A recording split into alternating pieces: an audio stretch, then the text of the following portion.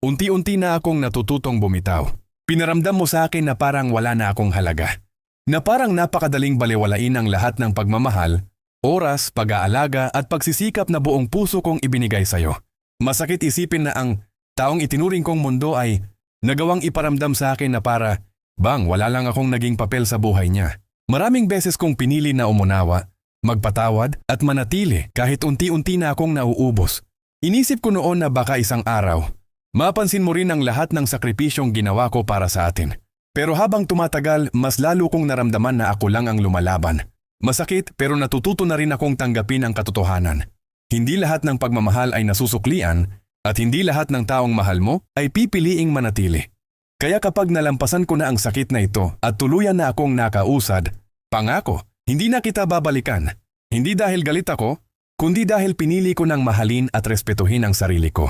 Darating ang araw na hindi nasasakit kapag naaalala kita.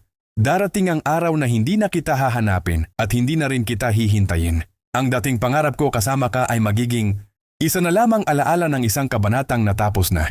At kapag dumating ang panahong magkita man tayong muli, baka ngumiti na lang tayo bilang dalawang estrangherong minsang naging mahalaga sa isa't isa. Dahil sa araw na iyon, matatanggap ko na ang lahat. Para na lang tayong dalawang taong hindi kailanman nagkakilala.